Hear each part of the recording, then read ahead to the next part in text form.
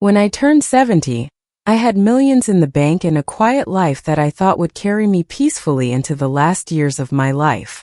I had built my fortune slowly, not through any luck or lottery, but through decades of careful saving, smart investments, and a discipline that most people around me never had the patience to maintain. My husband had been gone for years, taken too soon by illness, but I had my only son, Daniel, to carry my love forward. He was the one thing that gave me meaning. Then came the phone call that shattered every ounce of stability I had.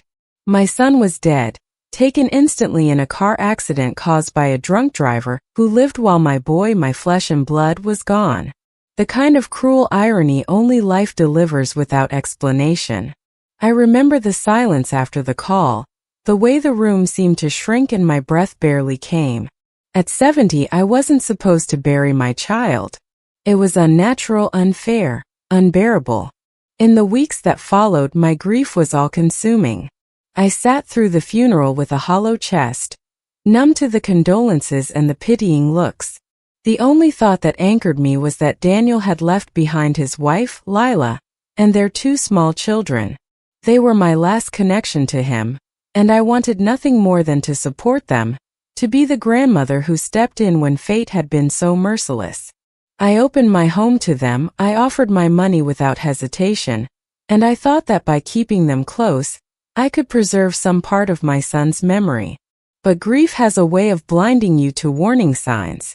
I ignored the subtle glances between Lila and her parents, the hushed conversations that stopped when I walked into the room, the entitlement in their tone when they spoke about Daniel's inheritance. At first, I told myself it was just their way of coping with loss, that perhaps they didn't know how to handle grief gracefully. But the cracks widened quickly. Lila began suggesting that my house, which had been mine and my husband's sanctuary for decades, was too big for me to handle, and that I should consider signing it over to her so the children would grow up with space. Her parents chimed in with smiles too polished to be sincere, hinting that I should think of the future and make things easier for them by transferring some of my accounts early. I had always thought of myself as generous, but I was not naive. I had spent too many years handling finances to miss the thinly veiled greed dripping from their words. Still, I kept my suspicions to myself, watching and waiting. The turning point came when I noticed withdrawals from one of my accounts that I hadn't authorized. At first, I thought it was a banking error, but the trail was too clean. Someone had access to my cards, my passwords, my trust. My heart sank with the realization that Lila, the woman my son had loved, had betrayed me in the cruelest way possible. I confronted her quietly, hoping for denial, hoping I was wrong.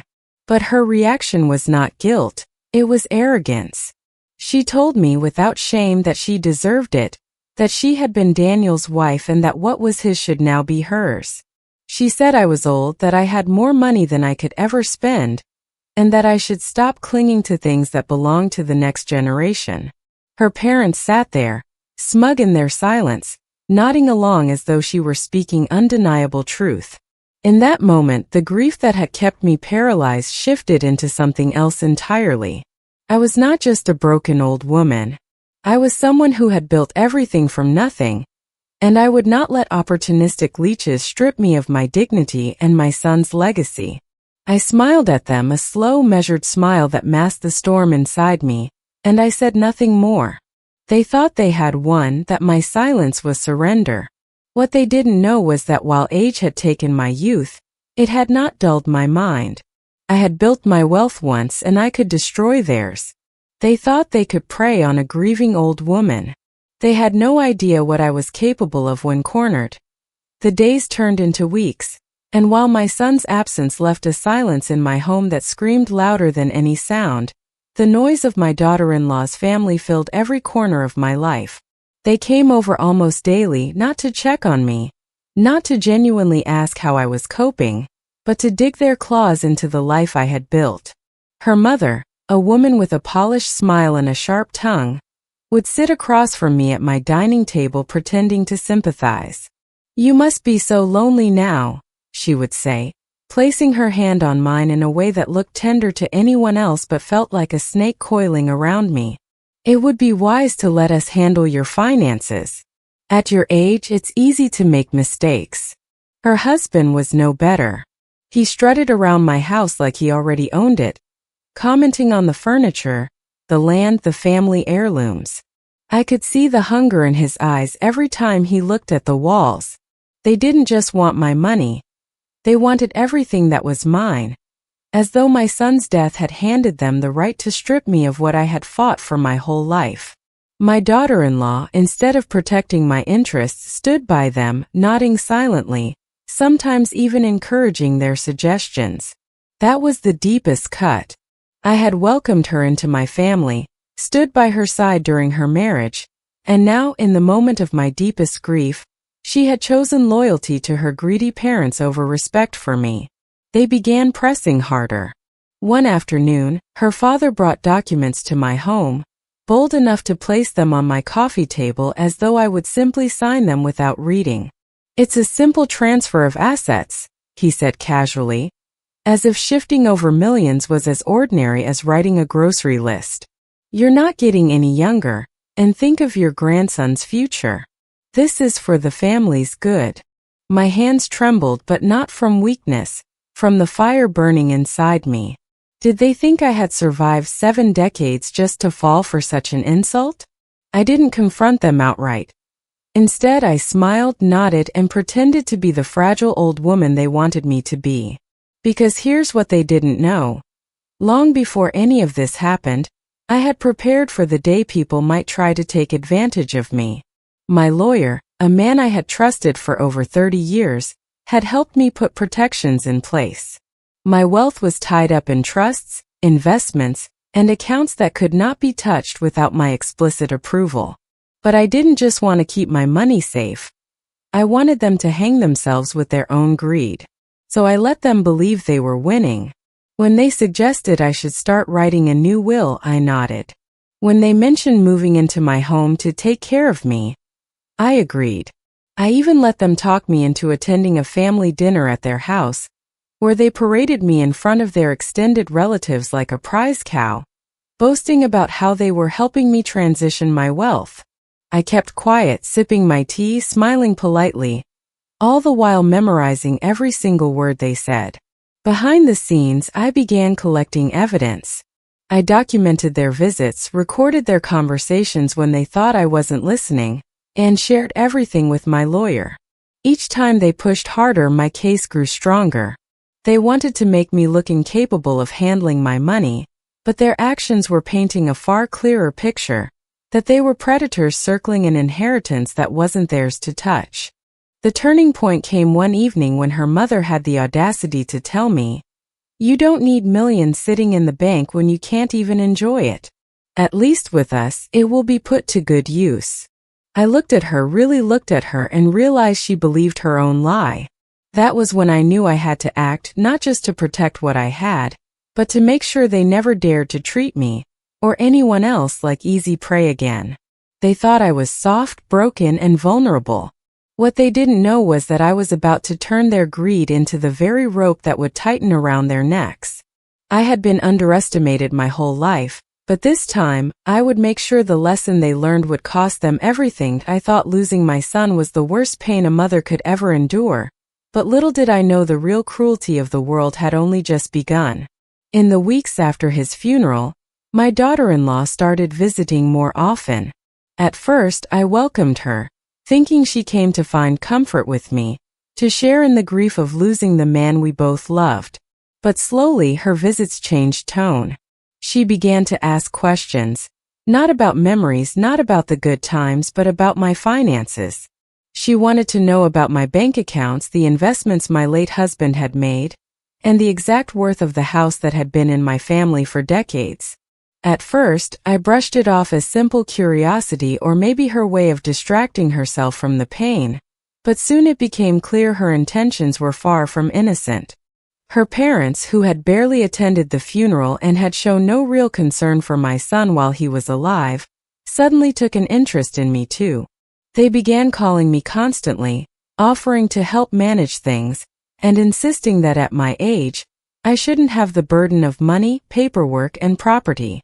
Their voices dripped with false sympathy, but underneath it all, I could sense the hunger. They weren't mourning, they were circling like vultures. One evening, my daughter-in-law came over with a folder of documents. She sat me down and told me it was time to put things in order for the future. She said my son would have wanted his family taken care of, and that meant ensuring she had access to everything. She slid the papers toward me, smiling sweetly, telling me all I had to do was sign, and it would give her temporary guardianship over my estate.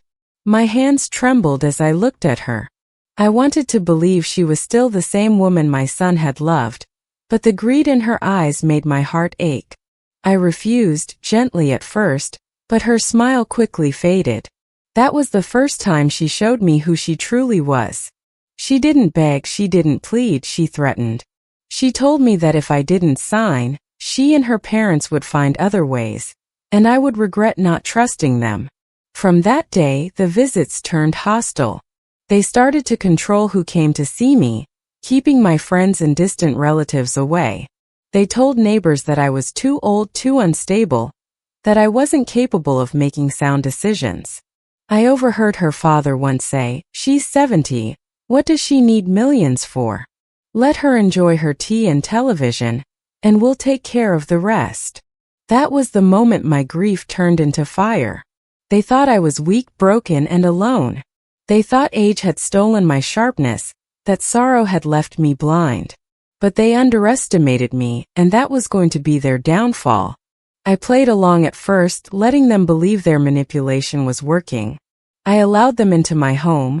I smiled and nodded at their condescending advice, and I pretended to be the fragile old woman they believed I was.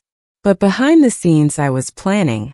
My son may have been gone, but I remembered every lesson my late husband had taught me about finances, about protection, about resilience. I pulled out my will and revised it quietly with a trusted lawyer, ensuring that not a single penny would slip into the greedy hands of my daughter-in-law or her family. I moved certain accounts into trusts, secured assets under the names of charities my son once admired, and safeguarded everything that mattered. The more they pressured me, the more convinced they were of their success.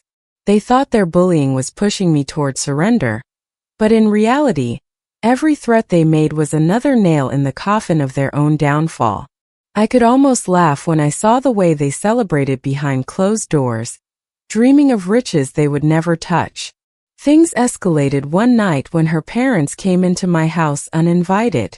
They marched in like they owned the place, demanding I hand over my documents, yelling about how unfair it was that an old woman like me was hoarding wealth while they struggled. My daughter-in-law stood by silently, her eyes cold and calculating. I stood my ground, my voice steady, and told them I wasn't going to give them a single dime. That was when her mother raised her hand at me, ready to strike, but I didn't flinch. Instead, I reached for the phone and dialed the police right in front of them. They backed off that night, but it wasn't over. They were determined, and so was I.